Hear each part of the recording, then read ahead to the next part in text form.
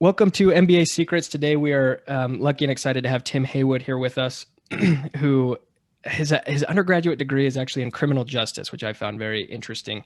And deeper than that, his professional background is primarily with the U.S. Army. And Tim, thank you so much for that service.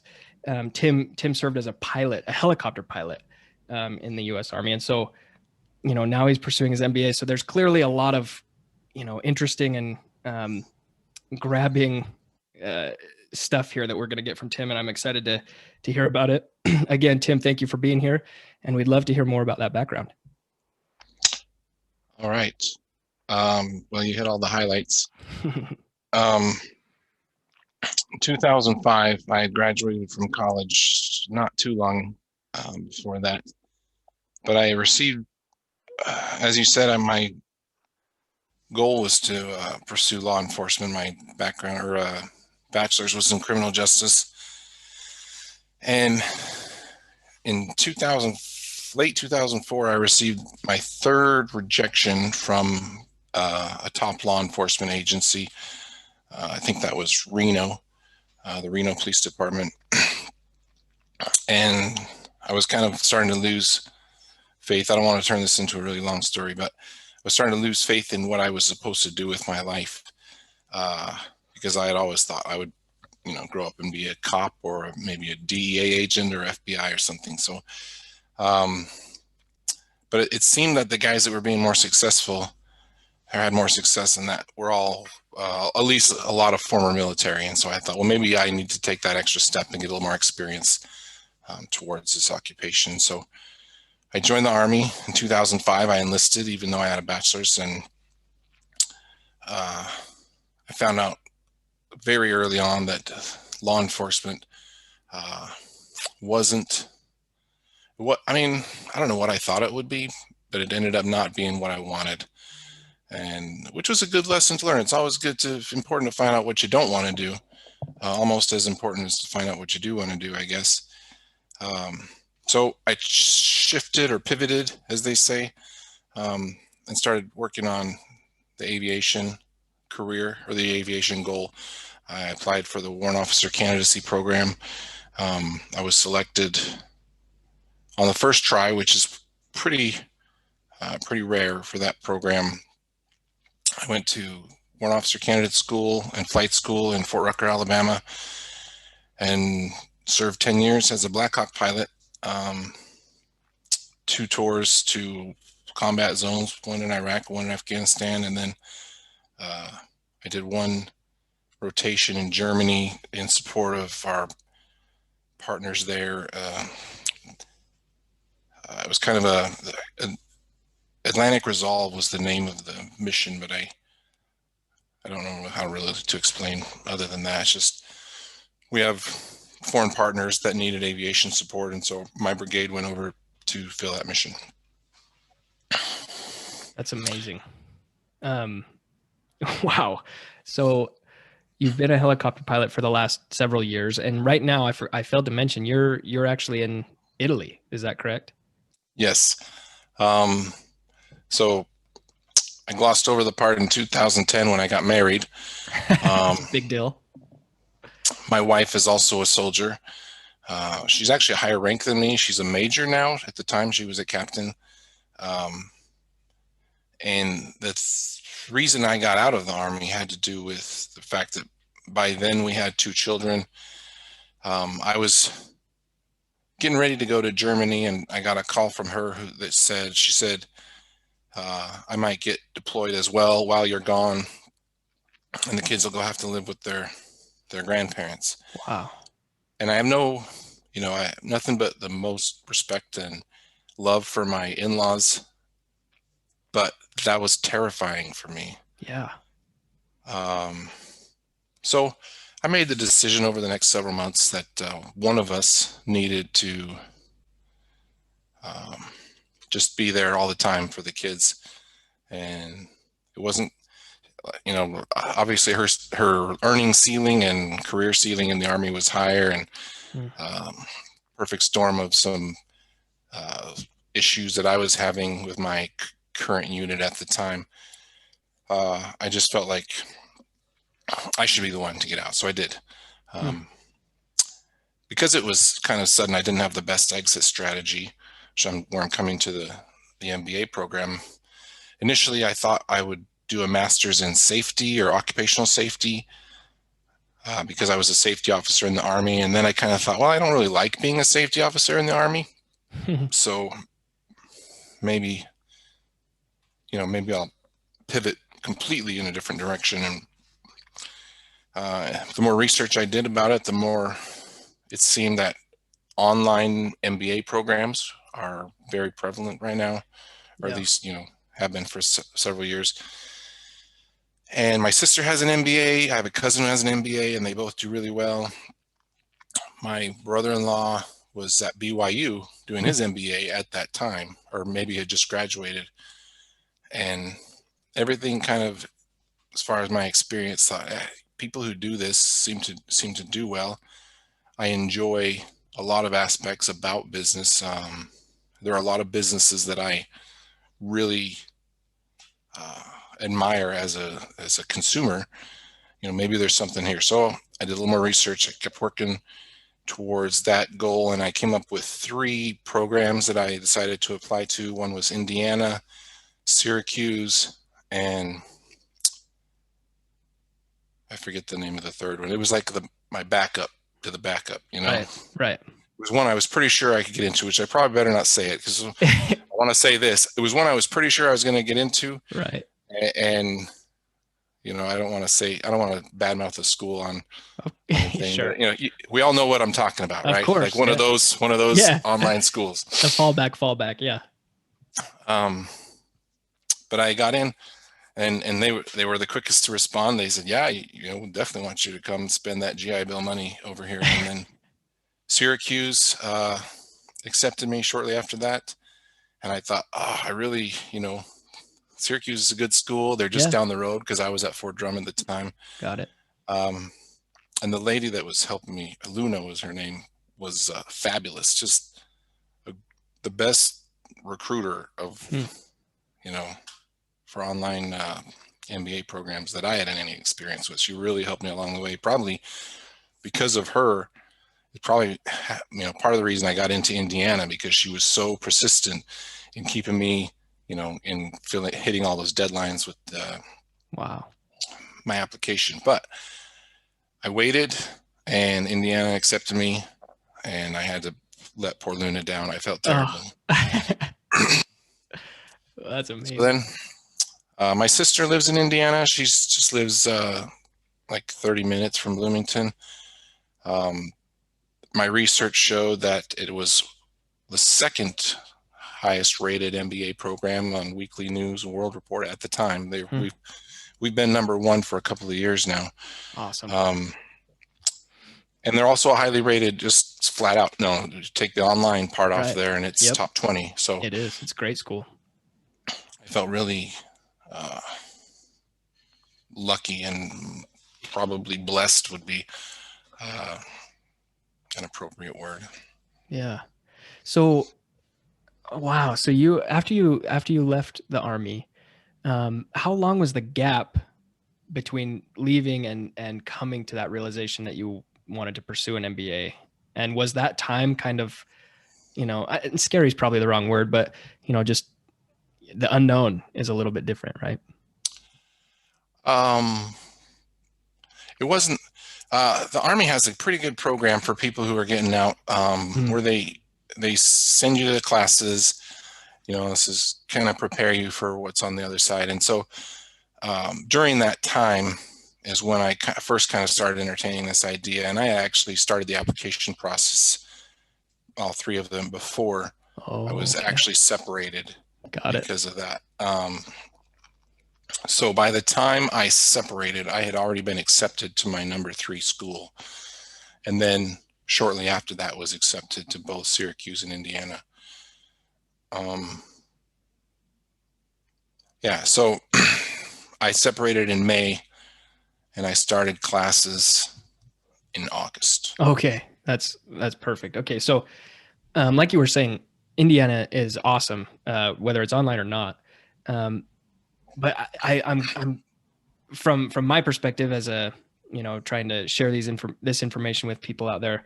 I'm glad you're doing an online degree because it's something that we haven't had on the show before. And so not only are you doing it online, but you're doing it online from the other side of the world, right? And so how has that experience been? Has it been challenging to coordinate with people, or just the general online experience?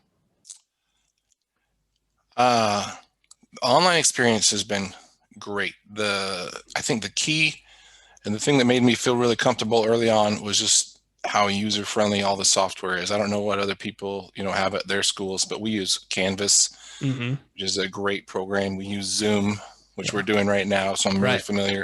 It's a great program. Recently, a lot of instructors have started incorporating Teams very Mm-hmm. heavily into their teaching, and also the coordination between students for student projects and or team projects and team assignments. So uh, the online experience has been really great, and it was, when the pandemic happened, it was nothing to us. We'd already been Right. doing it online, so Right. that was kind of nice not to have it all get interrupted the way a lot of people's programs did get interrupted because they couldn't go to school. Right. And to your third point, being in Italy has presented its own set of challenges with the time zone difference. But most MBA candidates that I have met through my program have been super, super nice people Mm. and very accommodating and understanding. And so when there's teamwork to be done, most people will find a time. It's only 6 hours from the East Coast, That's true. so on a Saturday, if they do it in the morning and I do it in the afternoon, that's pretty easy. Um, the weekdays are a little tougher because most people have to work, and so if they don't get off till 5, that's 11 at night for me. So Right. that's I have done those meetings occasionally. Would try to keep it to a minimum, but it's been like I say, the people that I go to school with are awesome. So it's been really easy and comfortable. That's great. So are most of them pretty close to Indiana, or are there others that are like you in the situation and out throughout the globe? I haven't seen very many that are outside the United States, but they Mm. do come from all Right. all the time zones. Yeah. There's people in California, Mm. the Midwest, the East Coast. Yeah, That's awesome. definitely a lot of participation throughout the United States in MBA programs and online. Yeah, and especially when you have the number one, that draws in a lot of people. Um, so I've for this online program, is the application process exactly the same for any other of the full-time applicants for there at Indiana, or do you know if there were any differences there? I don't I don't know exactly what the differences are. I will, because I looked at this question on your to kind Mm-hmm. of prepare me, and I thought one thing that I thought was interesting about my experience with the application, obviously you got to write essays, you got to fill Right. out the paperwork, um, you got to have some recommendations, Mm-hmm. and my number 3 school didn't require any recommendations, but my number 2 school and then my number 1 school obviously did. And my I was like, oh crap, because after I did Syracuse, I was like, oh, I burned these recommendations. I can't ask them for a going. So I had to find new people to get recommendations for Indiana. Luckily, I did find some more really nice Good. former leaders from the Army that were willing to write Awesome. good recommendations. But the GMAT, Yes. which I was stressing. I mean, I think everyone does. Yeah, they do. But when I asked at Syracuse, I was like, so what's the deal with the GMAT? What do I need to do? What do I need to get on this? And Luna, bless her heart, Yeah. was like, with your work experience, what we normally do is put in a waiver Hmm. to waive the GMAT. Wow. I was like, no kidding. And in that moment, I thought, I'm going to Syracuse. Yeah, It's gonna be great. Luna is the best. Holy cow. That's awesome. Well, uh, like a week later, Indiana calls and says, "Hey, your application's looking good. We've noticed been turning in your things. We got your recommendations. Uh, how are things going? You got any questions?" Like, look, I got to be honest with you. Um, I'm terrified of this GMAT, Mhm. and Syracuse isn't going to make me take it. So I'll probably go there. And he said, "Oh yeah, we do the same thing. I didn't know you were Oh, in this situation." And oh my gosh. so 2 for 2. I don't have to take the GMAT. Not an So easy thing for others to replicate, but really I cool that you were wish, able to. yeah, I wish I could help your listeners Yeah. with GMAT questions, but I honestly have no idea. I didn't take it. Well, I am so happy for you. I'm not being sarcastic. That's real because the GMAT is a beast. But for those who are listening that are veterans, keep that in mind. That's pretty cool. Um, And it wasn't necessarily a veteran thing, as just a work experience thing. okay. So, so, That's so, how they just described to me. okay. So it doesn't have to be military, just like what, like the breadth of your work experience, how long you had been working Yeah. huh, Yeah. Like interesting. if you went to school a while ago and you've been working for 5 or 10 years, I don't remember what the number they were looking for was, but Got it. yeah, that That's was really awesome. nice. Okay, so that actually brings up another point because you were out of school for several years before going back. What has it been like stepping back into a classroom and I mean virtually of course, but being in that school environment and having homework and all of that kind of stuff? What's that been like? Um, I'm far more mature than I was as an undergrad. Um, Having had the military lifestyle for 13 years, I'm far more disciplined. I have a better, you know, I have a better sense of what's necessary or important and what I can let slide. So Yeah. my grades are far better Hmm. in my MBA program than they were in my undergrad program. And I attribute that, like I said, to just being more disciplined, far more mature, and having a sense of, you know, the importance of like what's important, what I need to really buckle down on and learn, and what are the things that I can, if it comes down to it. And that's not a lot of stuff. I'm not advocating for saying, oh, I need to, not do some of my work. I do my work. Of course.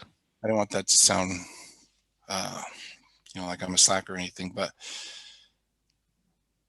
it's, yeah. Did I answer your question? Yeah. Yeah. I mean, the fact that you have that discipline, it really doesn't sound like it was too hard of a transition for you. No. And that's, yeah. The point I was going to make is, I don't have a job. Yeah. Like I got out of the army to take care of my kids. Right. And interestingly, my wife's next duty station after being deployed for 8 months, was Italy. Hmm. And so it really worked out fortuitously, because there would have been no way for me to come to Italy as a Black Hawk pilot, other than to, take a hit on my career as far as taking a job that's outside of the scope of what would have been career enhancing. Right. So where do you want to go from here? I think you're pretty close to finishing up. Is that right? Yes, May. Yeah. Congratulations for that. So when you're done, you obviously, I mean, you can't leave Italy, right? Because your wife is stationed there, but Right. what's next for you? Um, that's a good question. So yeah, there's a status of forces agreement in Italy, and spouses of service members are not allowed to work out in the economy. So our options are pretty much the DA civilian route, or GS route, or to work for basically something associated with the military post, like work at the PX, or work for MWR or one of those programs um, which I will probably look into, not necessarily thinking that that's going to be super awesome, because I've only got a year left in Italy. Yeah. The pandemic has really screwed up the first 2 years, and so Yeah. I'd like to just, take a year and enjoy Europe with my family if possible.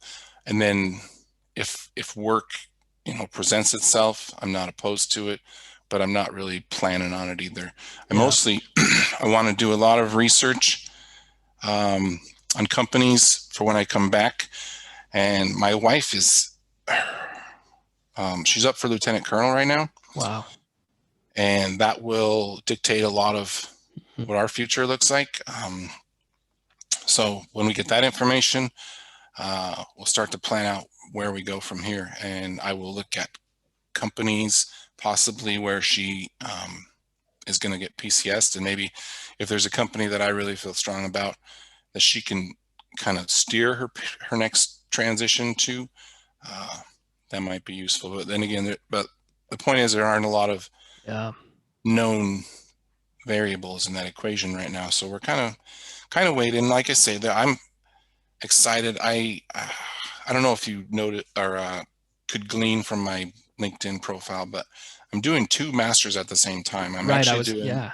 the MBA and the business analytics, Right. which I think, what a great idea, because the GI Bill is paying for 100% of my Amazing. degree program, That's great. and and there's enough, because they measure it in months. I don't know if you know how the GI Bill works. I don't personally. They give you 36 months of school. Wow. So if you think about that, you can do 36 months at, the community college, Right. or you can do 36 months at Harvard, Yeah. and it costs you the same, Unreal. because the government pays no matter which And they school you go should. to. Yeah. For you, absolutely. That's great. I said Harvard. I don't actually know if Harvard.